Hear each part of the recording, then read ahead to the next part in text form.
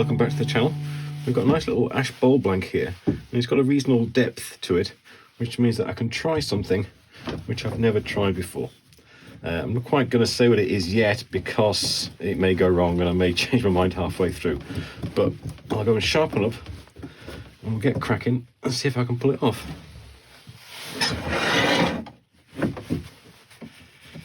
Right, the first job we've got is to get this little guy round.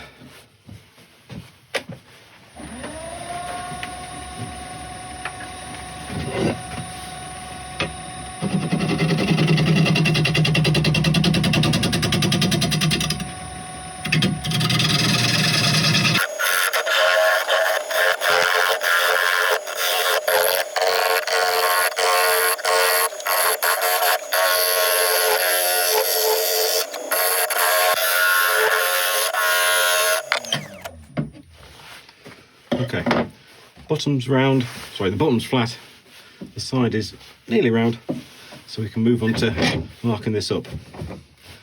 And I'm going to put on a normal marking for the recess.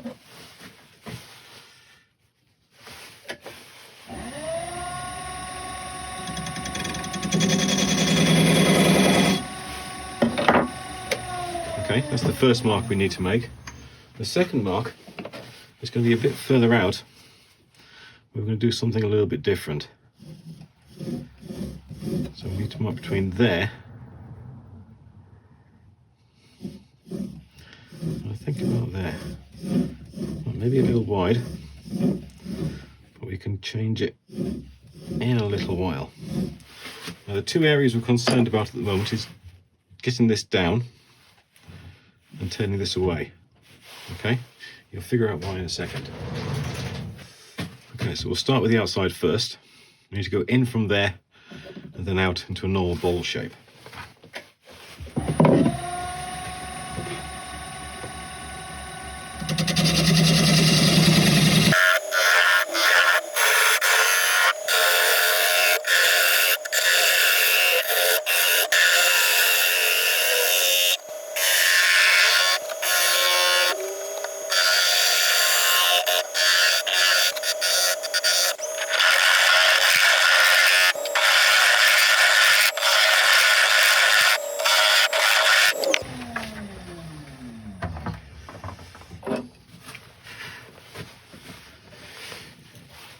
If you imagine this curve that we have coming from the outside, and if you were to extend it through underneath this outer rim, try to imagine where on the inside where it would appear. I reckon around there. So I'm just going to put a mark on that area.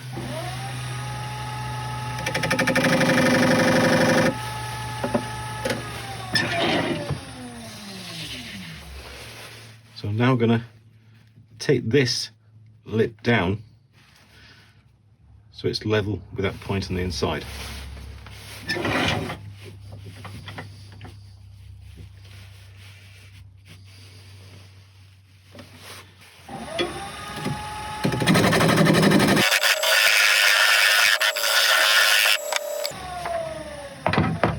Just going to do a quick visual check to see if that looks okay. I think it does. Right, now I can finish off this in the normal way. Just so it's ready when we turn it around.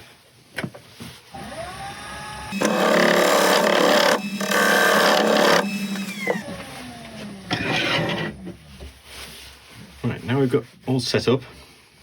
What we're going to do is give this some feet. We're going to give it three small feet, equal distance apart, for it to sit on, and then we're going to take away the gaps in between. We're using this gauge, which allows us to work out things in threes or fours, quarters or thirds. Sorry, I'm just going to put it on there so it's lined up. I'm just going to mark on the outside of the wood where the 30-degree mark, sorry, where the third is.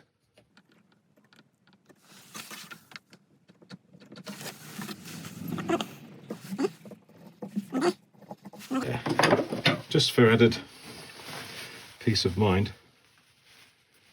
So I set my calipers that distance and check they're all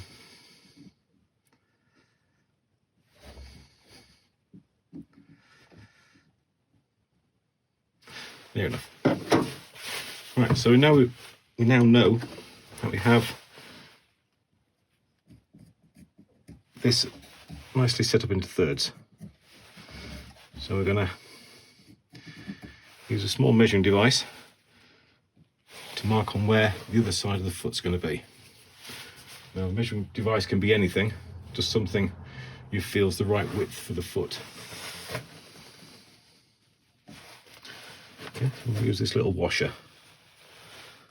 So I'll put it on one mark and go on the other side. One mark, the other side, and the last one back on the other side. Okay, so now we have areas designated that are going to be feet. So what we have to do now is cut away all the material between and blend it in between this bit and this bit. And the easiest way to do this, I think, is with the Dremel. I'm just penciling in where I'm going to take out, because it is going to be easy to make a mistake and end up taking out the wrong bit. Right, let's get the Dremel set up.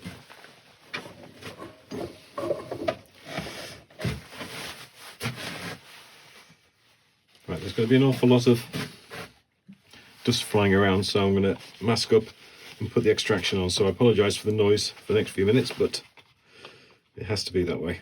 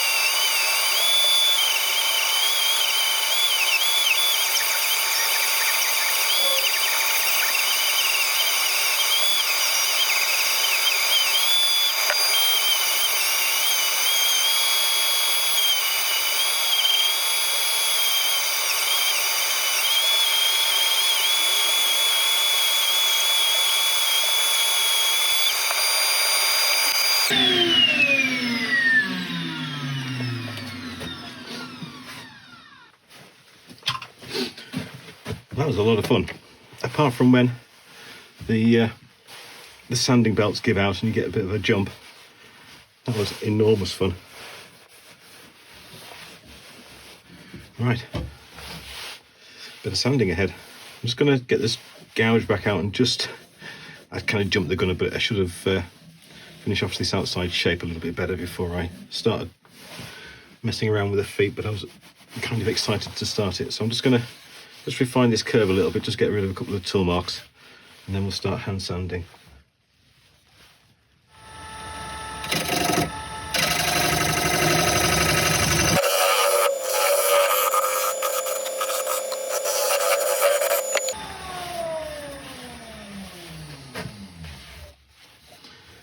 Lovely. Right, sanding time. I'll let you watch some of it, but majority I'll just crack on myself, and I'll bring you back at the end. If I don't bring you back, you know, it all went horribly wrong.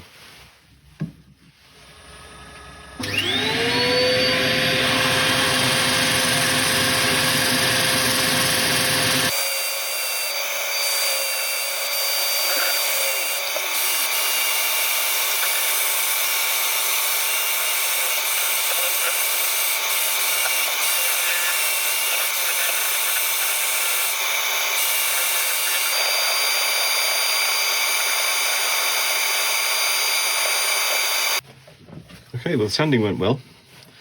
These areas now between the feet is beautifully smooth. I've just cleaned it off with a bit of isopropyl just to get any dust out of the grooves. And now we can start putting the finish on.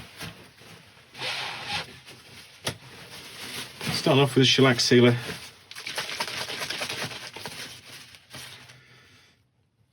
Seems to be a few kind of punky areas in this wood, so it's going to do it some good.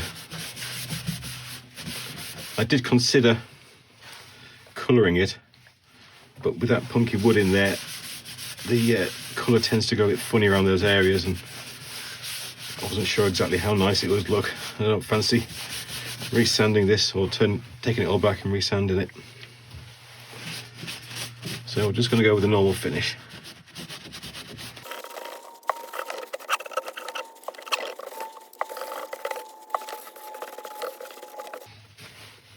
Give that a couple of seconds to sit in. If you fancy having a go at making one of these yourself, one thing to bear in mind is that don't try 4 legs. Stick with 3. The reason why 3 legs are the most, 3 feet are the most popular is that if you only make 3, then there's no way it can wobble when you put it down. It's always going to be nice and solid. 4 is just that little bit more difficult to try and get it to stand straight.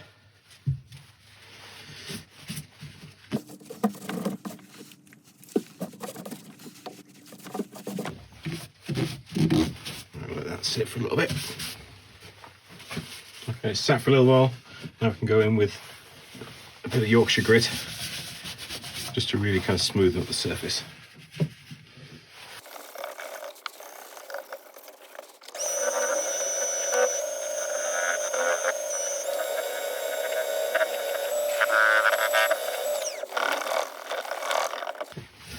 Let's get that clean off with isopropyl.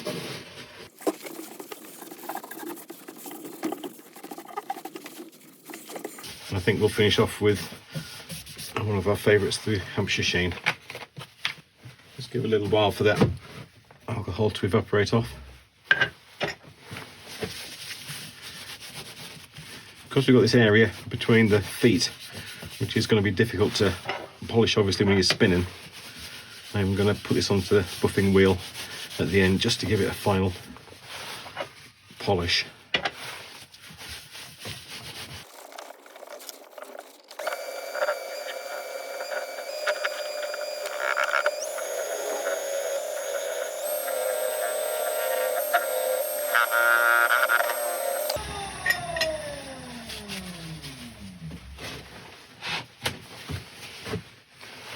That's going nicely.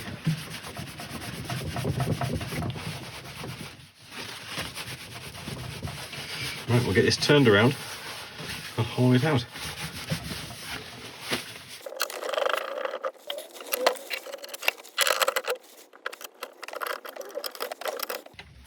Right, we're there. I'm not going to use tailstock support for the hauling out. It's not a particularly enormous bowl, so I think we're going to be fine.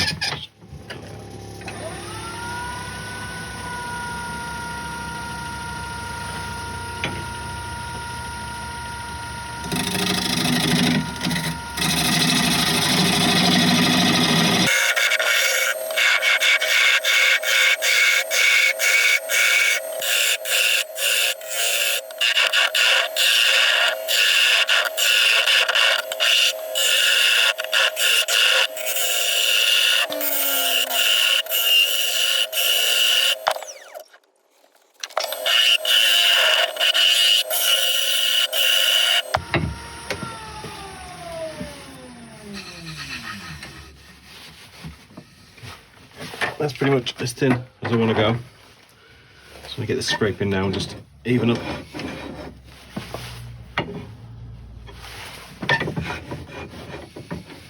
the inside.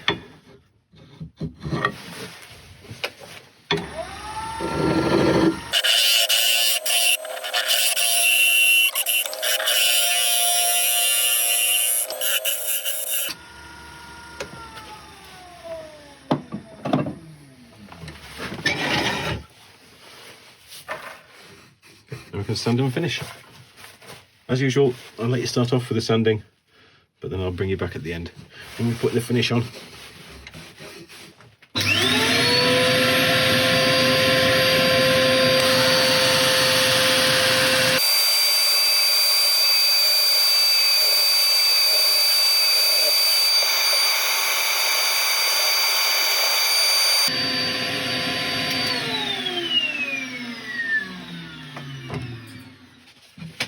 All sanded, so now we can start the shellac, then Yorkshire grit, then Hampshire sheen. We'll let that sit for a couple of seconds.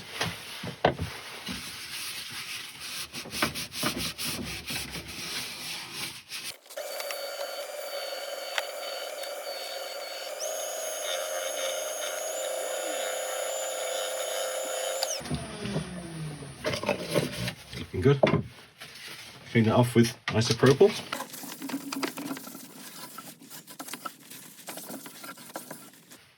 Right, we'll let that evaporate and then go back in with a Hampshire sheen.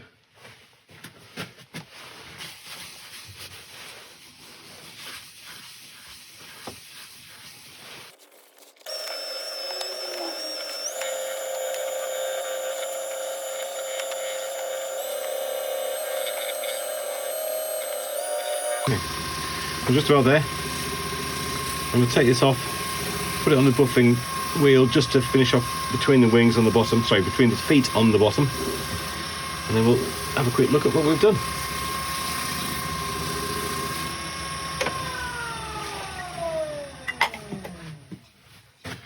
Well, there we are. We have it. We finished. It works. A little 3-footed ash bowl. The ash itself is a little bit punky in places. It's not the nicest bowl blank I could have used, but when you're trying something new, you know, you don't necessarily want to go all in blazing with a nice bit of black walnut or something like that. So I am very, very happy with the way it came out. I'm very happy with the way it turned out. The feet are nice and even, it sits flat, and yeah, it works. Right, if you've liked today's video, if you found it useful or you're entertaining, then I'd really appreciate the thumbs up. Subscribe would be fantastic. And if you leave a comment as well, then you're going to be entered into the giveaway for a bowl when we get to 2,500 subscribers. But apart from that, thank you very much indeed for viewing, and I'll see you next time.